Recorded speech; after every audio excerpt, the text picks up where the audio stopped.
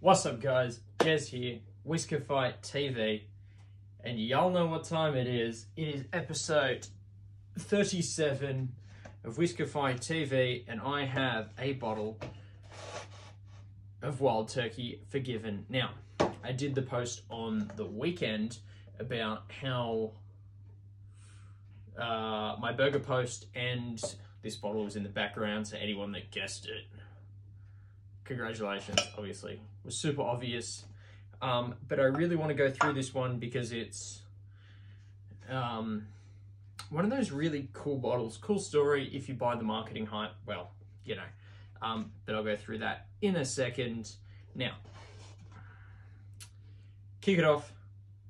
Bottle, it's already been opened, tasted, everything else. Now, if you're able to get your hands on one of these, this is the batch number 302. So it's the second batch, the first batch being the one that was part of the story. This is a 2013 special edition batch of Wild Turkey Forgiven. Now, collector's tin. I want to say collector's tin. Super similar tins to what you'd find your rare breed in, stuff like that. Now, here is the bottle. Nice, glorious looking. Oh, also turn it the right way. Now, this, as I said, Wild Turkey Forgiven. It is 91 proof or 45.5%. Super simple stuff. It is priced in Australia for about $89, anywhere up to 110. I've seen it go for 200. I paid 110 for this one, only because like it's not available on the retail market anymore, only because 2013 edition, we are almost 10 years later, because it's 2021. We're not good with math around here. If you want to do a math show, go watch, I don't know, Jeopardy or something.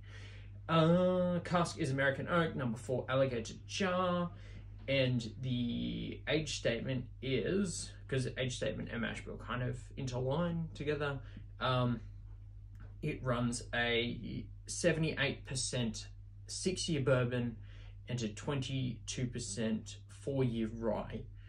So, a little bit of information on, I should probably pour this. I'll pour this out and then we can kind of go through it. That is wet, so I was washing my tasting glasses today. So let us get into it. I don't know if this is going to pop either. 3 minutes, I haven't done anything yet. That was good, but I like that cork. That cork is cool.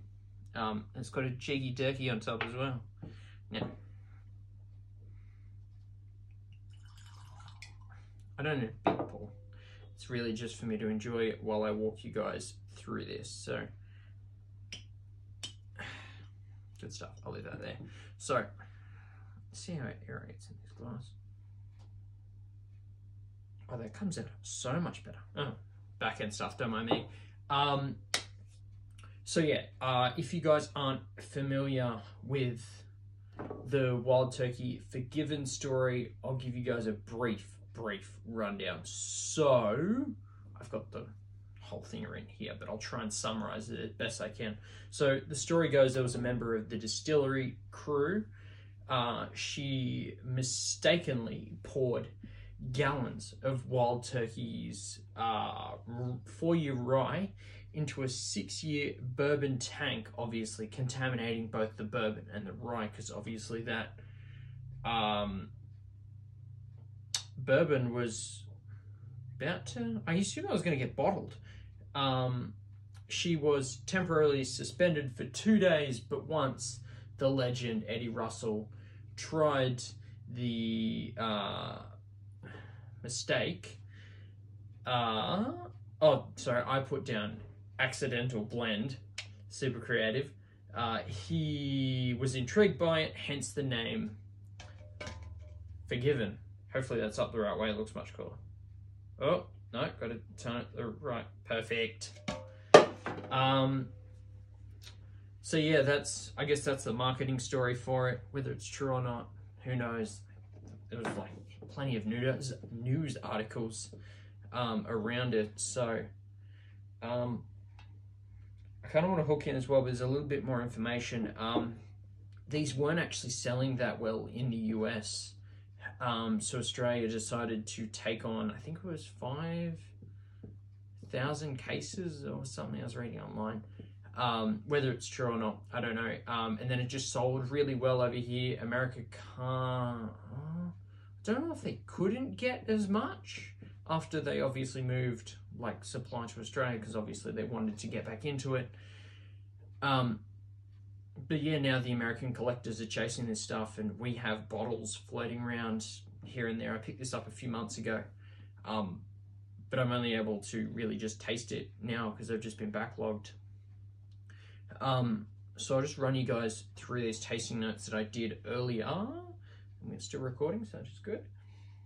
Not just talking to myself at this point. So on the nose, just nosing this sucker, it gives me, I want to say classic, old school. By old school, I mean, I won't use the word old school. What I'll say is, it's super wild turkey. You know, the it's like a, it might be Jimmy or Eddie, either one. It's one of the Russells. It's super, I need a good example. No,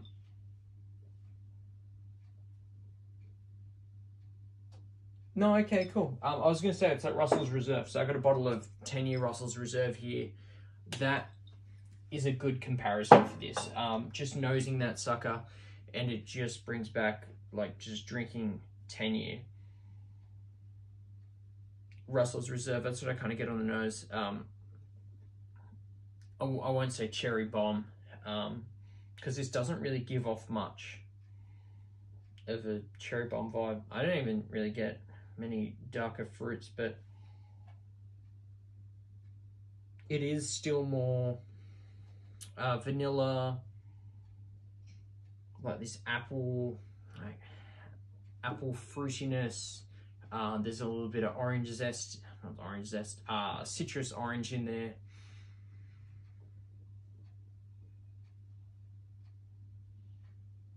Vanilla, citrus orange. Some appliness.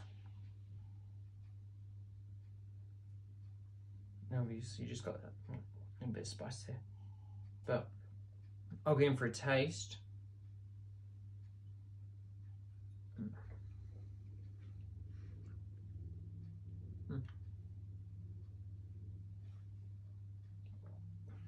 Flick it around, give it a hearty Kentucky chew. Oh. Changing the tasting glass obviously changed the flavor profiles there a little bit, because I'm kind of getting a little bit more so with some spice, baking spices mid palate. We're also getting these pears, these apples, so more of your lighter fruits, and just this charred oak vanilla, because they run the number 4 alligator char, I believe. Whether that's standard for all their products or just the select few that come in the funky bottles. I'll roll on to the finish.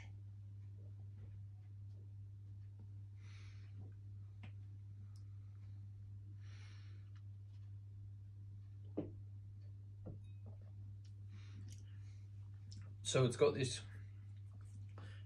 mid finish. I wouldn't say it's